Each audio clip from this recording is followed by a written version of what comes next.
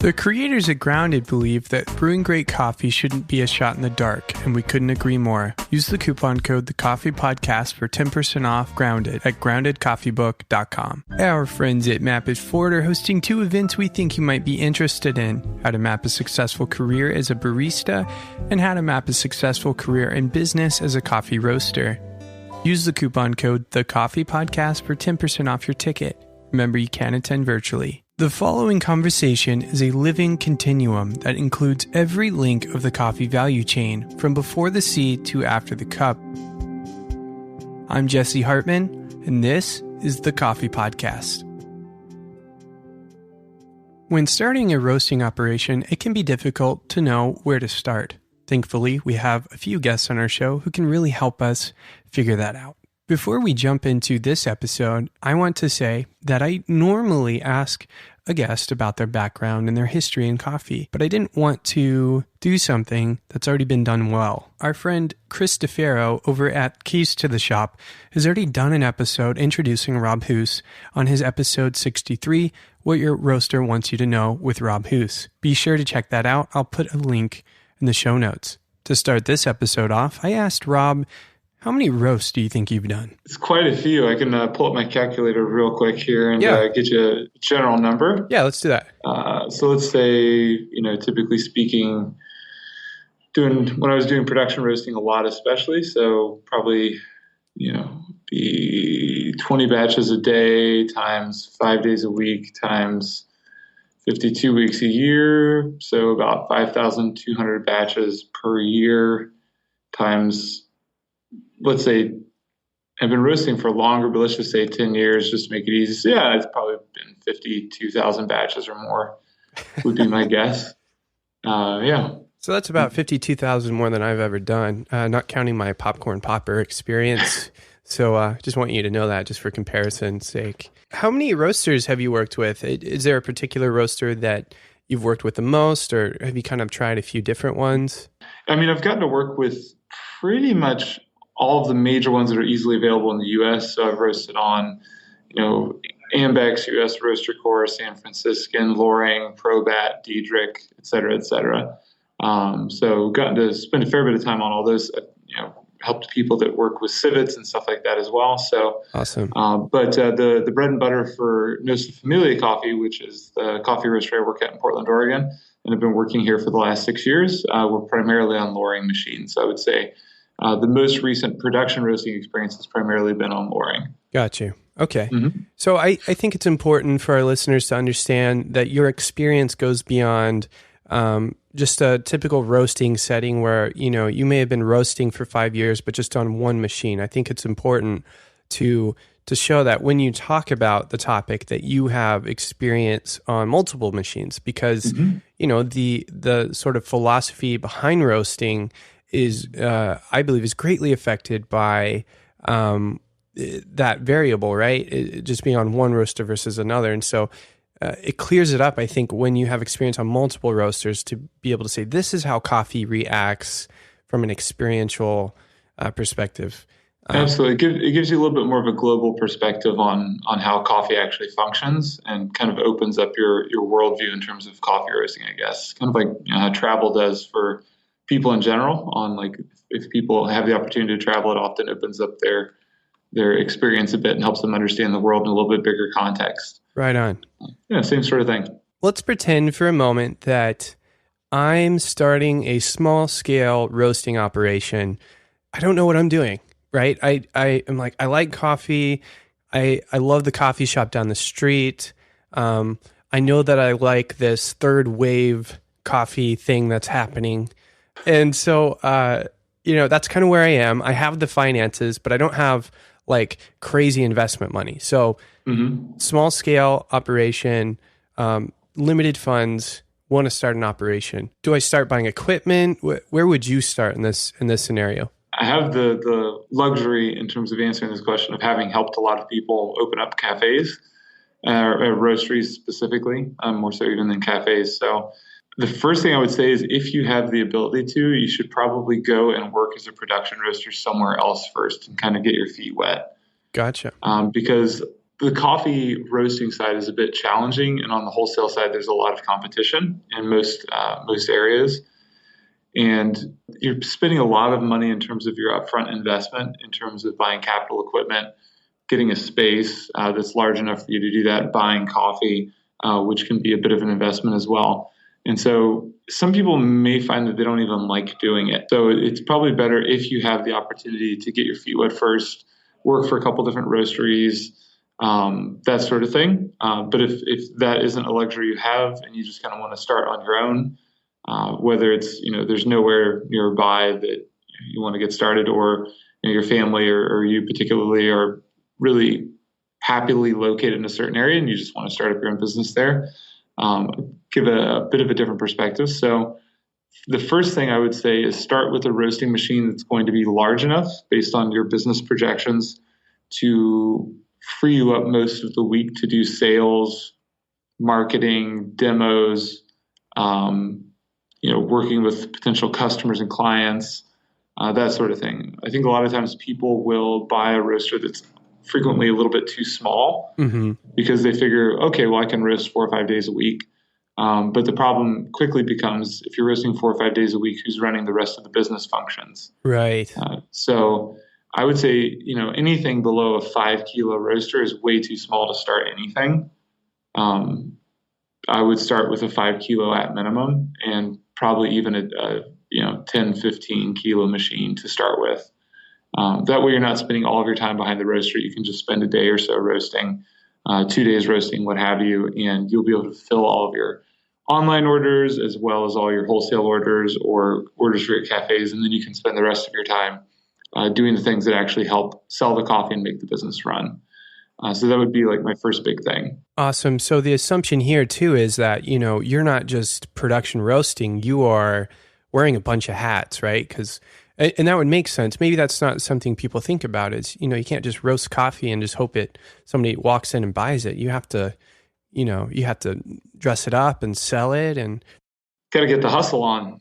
Get the hustle on. Yeah, I like that. Yeah, you have to bag the coffee as well. Typically, I mean, for a lot of people when they first start out, they can't bring on a large staff. And so oftentimes they and one other person are doing the roasting, packaging, sales, order fulfillment, etc. So Gotcha. Yeah, making sure that you are opening yourself up and giving yourself as much time is hugely valuable. So Rob, there's a lot of equipment that you can buy to help you with your production roasting, right? What are sort of the key equipment pieces that I'm going to need? I know that you can buy a bagger and you can buy I don't know, tools to help you sort of quickly bag and seal your coffee. What do you think are kind of the core, like the very minimum basic items that you would need in your production project? Absolutely. So the first, because this is a legal requirement, is you need a legal for trades or a trade scale, a certified trade scale. Basically what will happen is the departments of weight and measures will come around and check to make sure that you as a wholesaler have a trade scale so that you can verify that the amount of coffee you're putting in each bag is accurate. And so they will come by and actually test your scales, make sure they're calibrated, that sort of thing. The assumption is if you have a legal for trade scale, then you are using that legal for trade scale to test all of your other equipment. So even if you end up buying a weigh and fill machine or a bagging machine or something like that, you'll be using the legal for trade scale to verify. So You don't necessarily have to use it, but it needs to be present in your shop. And these are going to be a couple $100. Other pieces of equipment that are absolutely essential in my mind would be the little black coffee scoops, where it's got the scoop on one hand and then it's got basically a cylindrical hole on the other side that you could use to dump directly into the coffee bag. So those scoops are really, really crucial because otherwise you're scooping a little bit here and there at a time or finding some other way to do it, where these just fill the bags really, really easily. Other equipment that would be highly recommended would be bag formers. Bag formers are going to be basically these little studs, sometimes with a little like a kind of a blunt end to them that you use to actually force the coffee bags over to open them, because it is not food safe for you to stick your hand in the coffee bag to open it. Right. So having that there is going to make the department or the health department or the FDA, depending on what you fall under, quite a bit happier than if you are trying to open them by hand. I see. Yeah. And in addition, a lot of times the bags, depending on what type of bag that you get, are not going to open easily just under the weight of the coffee. Mm-hmm. So having a bag former is going to be pretty essential as well. Depending on whether or not you're offering it ground coffee, you want some sort of production grinder. There's a lot of different production grinders that are out there. Just finding one that works well for you and your needs, both in terms of your financial needs, as well as hitting the different grinds that you're looking to hit for your wholesale or your retail coffee. And then something that, if you can, would double for not only doing that, but also to do your cupping with. Kind of leads us to the other thing for your lab. Some things that are just absolutely essential are going to be cupping bowls, cupping spoons, water filtration, to make sure that you are filtering out chlorine from your water or anything that's going to be unpleasant, and putting yourself really on the same level as the people you're trying to do wholesale with in terms of the type of water that they're using, right, or your cafes or that sort of thing. Whether that means remineralizing back to SCA spec or just using local water but filtering it is kind of up to you and your business model. But those are some things that are incredibly important to think about. Gotcha. And then obviously buckets for green coffee, buckets for roasted coffee. Usually we're talking about food safe buckets in all of those situations. So finding ones that are actually meant to use for food is going to be important. Yeah, and then most bags, especially with new FSMA regulations, should probably be heat sealed. So you do need some form of heat sealer, whether it's a hand-operated heat sealer or foot pedal operated, which is going to save you a lot of stress in the long run, having a foot-operated heat sealer. Okay. The impulse sealers tend to work better than just the ones that are kept constantly hot. So I would look at an impulse sealer. So these are sort of the core elements, right? So I think for anybody who's listening who is thinking like, oh yeah, I'm just going to jump right into this should sort of raise some like, oh, I'm going to need to buy quite a few things, right? Just to get started. Equipment wise, you're probably looking at easily $20,000 to $30,000, if not more, to get a small roasting operation started. So, wow. Okay. Yeah, that's super helpful. So, you could break the bank on some things to help you with your roasting operation right off the bat. But Rob, what are some things you don't think that you would need? The shiny things you might see in a well-established roasting operation that, somebody in my shoes might go, oh yeah, I need that, but you actually don't at the very beginning. One piece of equipment I would recommend is going to be a refractometer to measure the brewed coffee with. What we often don't think, and I know this is the opposite to the answer to your question, but I'm going to kind of trail on from that to then give you the sequence in which I would actually buy pieces of equipment. Okay, yeah.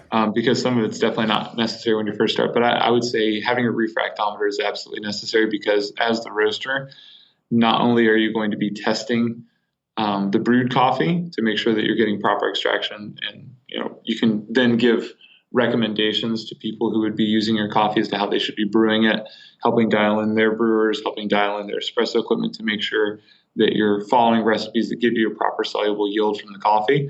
So I'd say the refractometer is the first and most important piece of actual lab equipment that seems extraneous that you should actually get. Okay. All right. You don't necessarily need to start with a color monitor in order to actually check the whole bean and ground color of the coffee. In many circumstances, as long as the profile is correct and you're hitting the same end temperature, your thermocouples are accurate enough to get you quite ballpark in terms of having a consistent product. I see. So if you're measuring not only the solubility of the coffee, but if you're measuring weight loss, you're making sure profile timing is correct and your weight loss is correct, then for the most part, you're probably relatively certain that you've hit profile and that the coffee shouldn't taste any different. And then obviously doing QA/QC testing in terms of cupping the coffees and making sure everything tastes fine. So then I would say the refractometer is the very first thing that you should get. Following that, I would look into actually acquiring a color monitoring system of some kind that you can use to test your whole bean and ground color coming off the roast. This is just another way of checking your consistency, which I think is going to be incredibly important. Right. And then looking at the delta between your whole bean and ground coffee, it should be a similar delta, or the difference between the whole bean and ground coffee should be a similar difference, which is just a calculation done off those two values. Gotcha. Then once you've kind of gotten that and you're financially able to acquire more equipment, the next thing I would look at getting would actually be a moisture meter. Okay. For most people that start off buying green coffee, the importers are tracking all of this for you. And so it's not as crucial for you to have a moisture meter until much later in the game. If you start doing direct trade, or if you're working directly with producers in a different country, that's kind of where it really starts to become important to have some sort of moisture meter to be able to check the actual moisture content of the coffee. But otherwise, it's not all that crucial. But having one to verify that the storage conditions are okay and that the coffee is aging properly is going to be nice as you grow as a roastery. I see. And then the very last thing that I think anybody who's roasting should get at the moment, simply because we're not completely sure what to do with it yet, would be a water activity meter, which are quite expensive. They measure basically how willing the coffee is to lose or gain moisture. But we're still kind of figuring out what exactly to do with that data as an industry.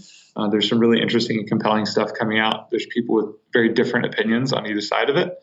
And so it's just kind of an area of further growth at the moment, but completely not necessary. Awesome. Well, thanks for sharing that, because I know that there's definitely going to be pitfalls for people trying to start these operations and, buying something they don't need and then not buying something they do need and finding themselves, halfway into their operation going, I don't know what I'm doing.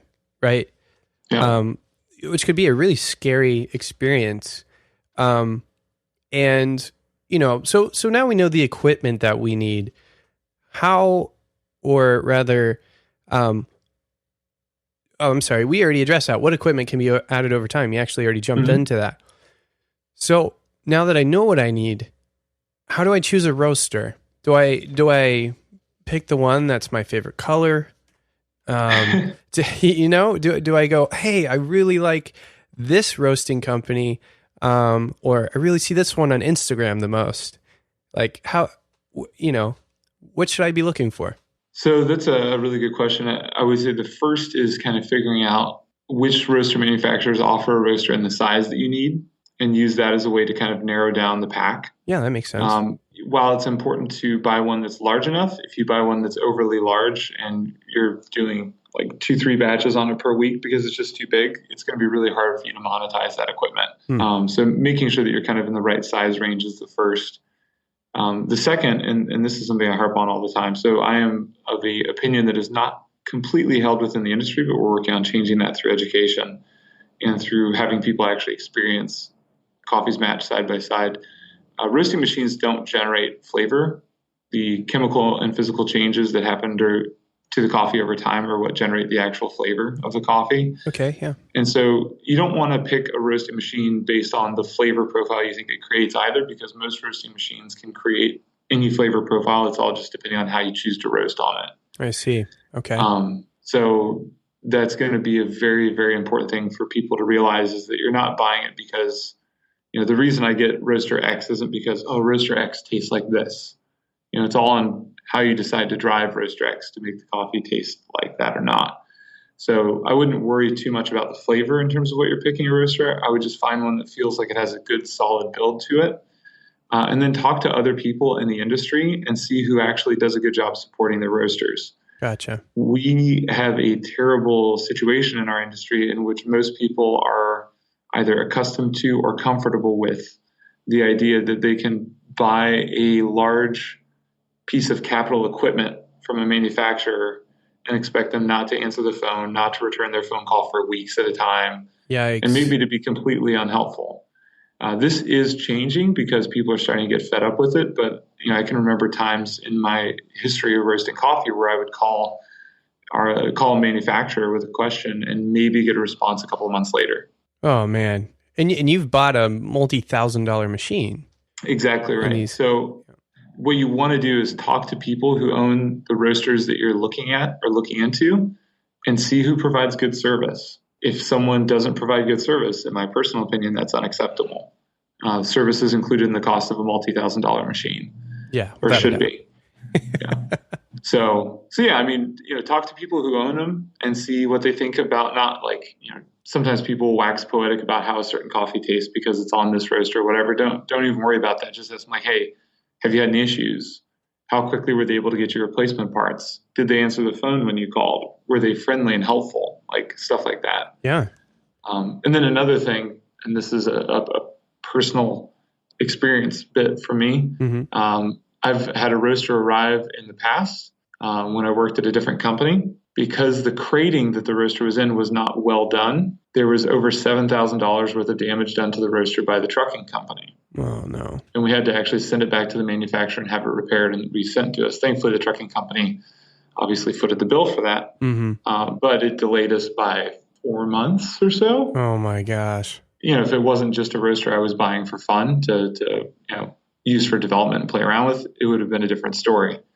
If it had been my main production roaster, delaying me 4 months would have been absolutely tragic. So make sure that the roasters come well crated, and make sure that when the roaster arrives, you pull the box apart. You don't sign a dang document until you actually pull the crate apart and inspect it and make sure that it is in good working order. And if the truck driver gives you crap about it, you just say, well, I'm doing my job, which is making sure that I don't receive damaged equipment and sign for it. Because if you don't include the damage on the bill of lading that you're signing, or basically the paperwork saying that they dropped it off, it becomes much, much harder to file an insurance claim with the trucking company. Yeah. So what a nightmare. Make sure you check that stuff out. So it's a huge issue. But pick them based on what you like, what fits the aesthetic that you're working in terms of your shop or your production, what has all the bells and whistles that you want, but primarily pick it based on customer service and other people's satisfaction with that machine. So Rob, software is an important part of roasting these days, makes repeatability really much more possible than it ever has been in the past. So when it comes to choosing software, I guess the first question is it as important as I think it is? And then if it is, how do I choose the roasting software that I should use with my roaster? So I think it's super helpful. I wouldn't say that it is completely the most important thing ever, because people have been logging roasts manually for a long time, whether that be on Excel forms or kind of on their own form. But it does give you a much larger gradient in terms of how the roast is breaking down. Instead of every 30 seconds having a data point or every 15 seconds having a data point, it's literally taking data points every second from the roaster. So it gives you a much more comprehensive look, I guess is what I want to say, into what's happening inside of your machine, which is super helpful. I would say that, if you are working with an open source software, keep in mind that the people that do this open source software sometimes rely on the generosity of people using it in terms of making sure to give donations. So a lot of times open source software isn't meant to just be free software. It's just software that you're not charged for. Right. So making sure to hook up and appreciate the people making and maintaining that for you is really important. If it is a paid software, that's awesome too. If it fits in your budget, there's oftentimes a lot more bells and whistles that come along with the paid software, like inventory management, everything being cloud-based, really, really quick, easy data recollection, report generation, all that sort of stuff. And so just kind of finding what fits your company and what fits what you want to do. Right. It's kind of like picking a roaster in that way. Just talk to people that use it, figure out what bells and whistles you want, and then kind of go ahead from there. I guess a situation could arise, say, on the software front, if you build your entire production business around your software. I could see how that could happen, right? Where you're so dependent on it. If it goes down, you're in trouble. So maybe it would be worthwhile to know how to roast without the software, as well as with the software. Because I could totally see that happening. You know how software is; it just sometimes just doesn't turn on. Yeah, absolutely true. And so we keep a written record of all of our roast recipes as well. And so, for example, we've just got like a quick tick list of every single recipe that we do, basically taped on the podium where the computer is. And so when, in our particular case, we're running Cropster here at Nosa. And so if anything ever were to happen, which I wouldn't expect, but if it did, we still have all of the data written down right there on the table, and we could continue roasting and know that we're, generally matching the profile, no problem. Great. So we used to jokingly call it our roasting Bible. because it used to be Right. actually in a binder form, and we had every single roast written down with quite a bit of detail. But yeah, having information like that readily available to you is pretty important, whether that's, you print out your gold profiles, or you have a written log, or you have an Excel sheet that just has basic data points. Having a little bit of a backup never hurt anybody. So, note taking is something I've actually heard often on different topics on roasting that we've had so far as being a really critical moment for people. So I want to encourage our listeners again to be taking notes. I think that's extremely valuable advice. And so, Rob, now we've talked about, the equipment we need, sort of the software we need, basically everything we need to get done the actual roasting.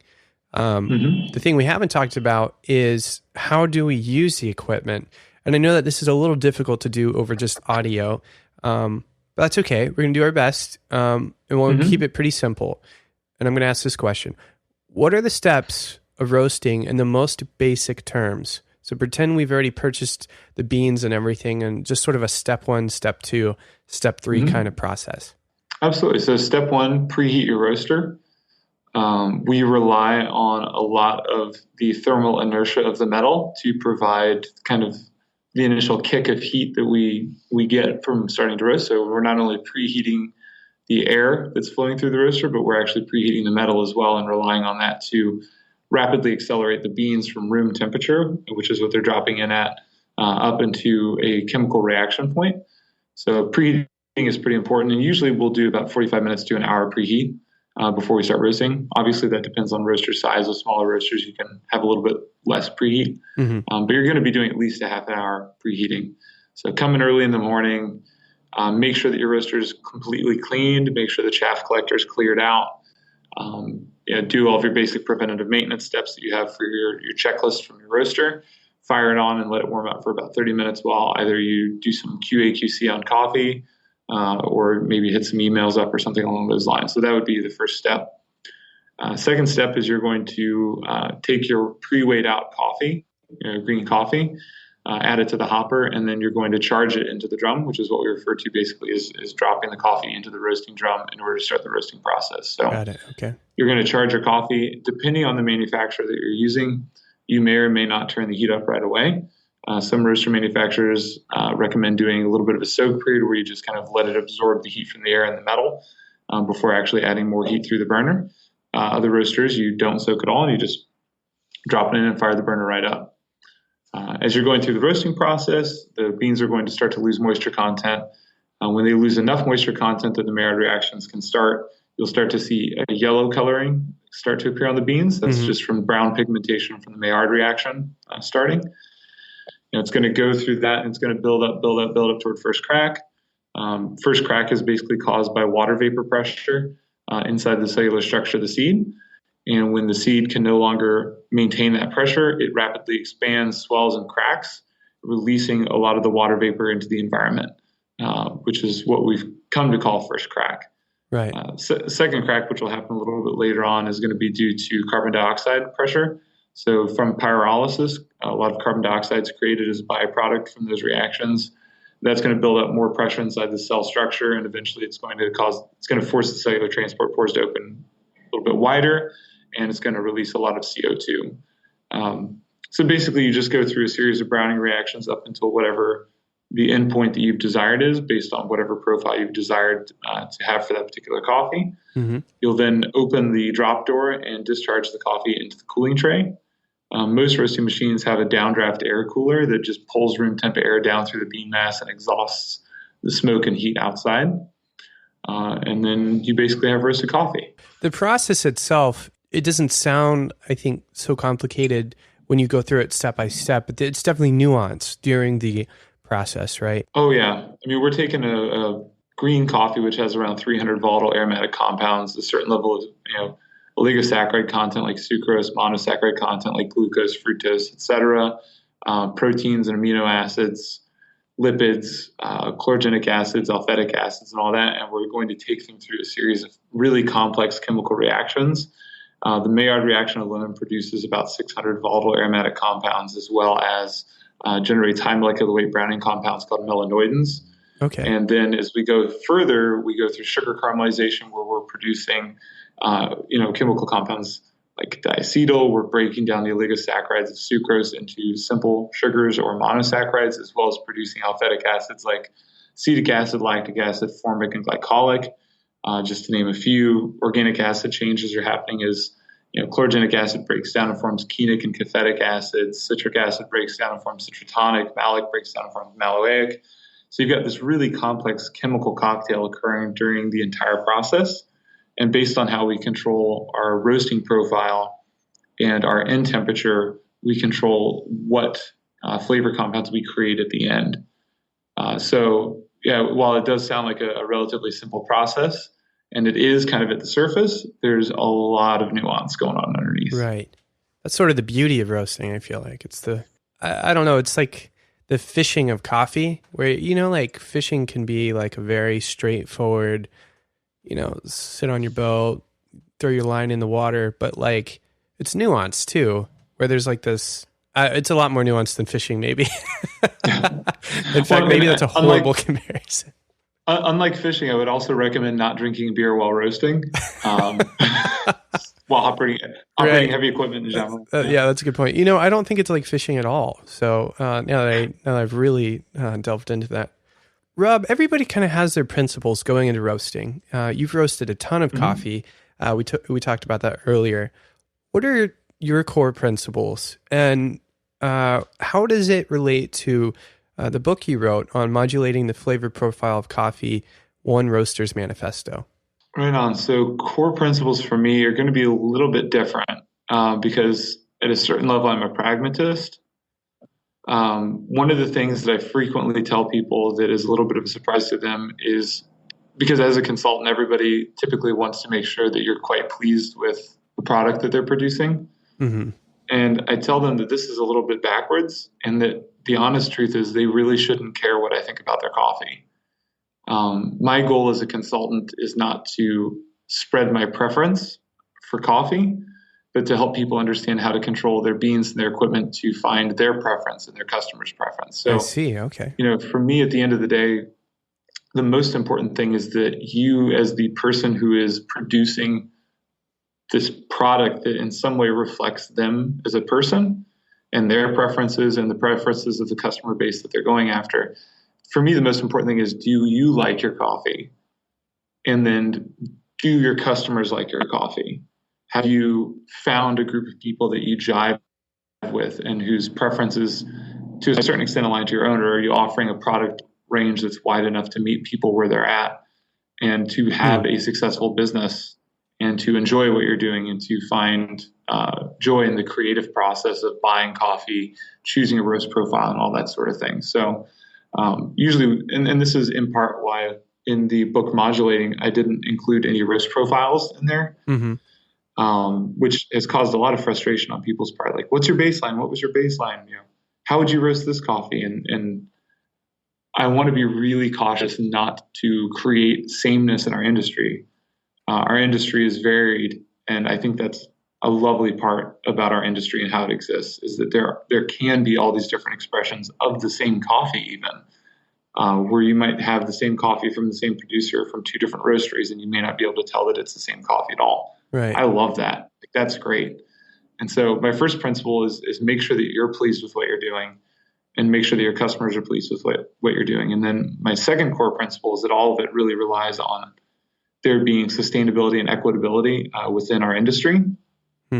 And so making sure that your company is set up in such a way that you are taking care of the producers and you're taking care of the people that work with you and for you, so that everyone is able to live a decent life, including the producers especially. I've worked with some friends in different producing countries for a long time, and for me it's a very important detail to talk about, because even though specialty coffee has helped us and we've come a little bit of a decent way from where we were, a lot of times farmers are still being paid less than the actual cost of production. Mm-hmm.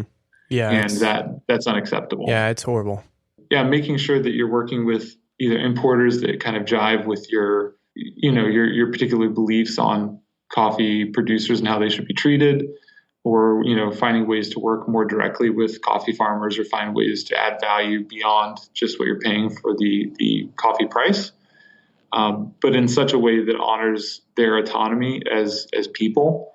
One of our ways that we do it here at Gnosis is we not only pay a higher price per pound for coffee, but we also then just ask them what they need and what they want. Because nobody has a better idea of what a farmer needs or wants than the farmer themselves, oftentimes.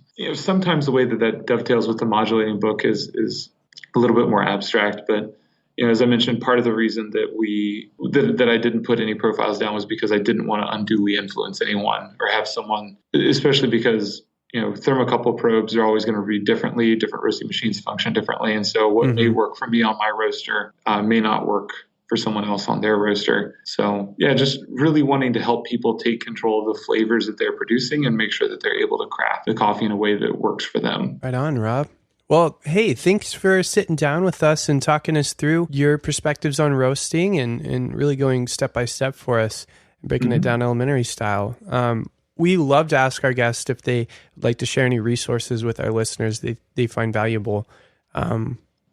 So maybe if there are books or websites or whatever that were valuable to you while you were learning all that you've learned, feel free to share those now. So there's a lot more information out than there was back when I started, which is fantastic. So far as old school books, would highly recommend looking at Ilya Vivaldi's Espresso, The Science of Quality. Look at Michael Civitt's book, Coffee Technology. Scott Rayo's got a book out on roasting that has some awesome stuff in it. Joe Morocco has a great series with Mill City Roasters where he talks about roasting. Highly recommend material that Joe's cranking out as well. There's just so much. And as a roaster, what I would really, really recommend is that you also keep up and keep in touch with what's happening in the barista world in terms of how things are changing, how brewing and extraction is changing. So, looking at stuff that's going on with Barista Hustle down in Australia, look at some of the brewing and extraction books that are coming out from the BGA.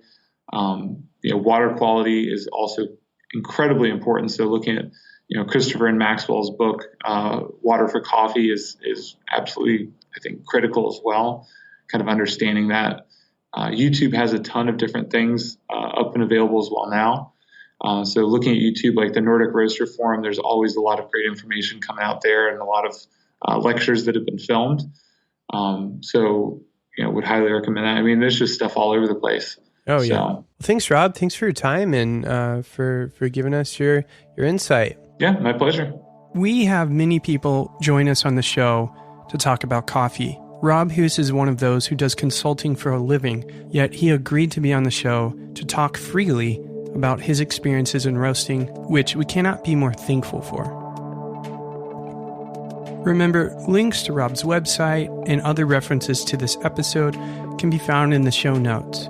You can always check us out on our website too and ask us any questions you have at thecoffeepodcast.org. The Coffee Podcast is produced by me, Jesse Hartman. Music is by Michael Parallax. You can find his music at michaelparallax.com. Thanks for tuning in, and as always, and until next time, happy brewing.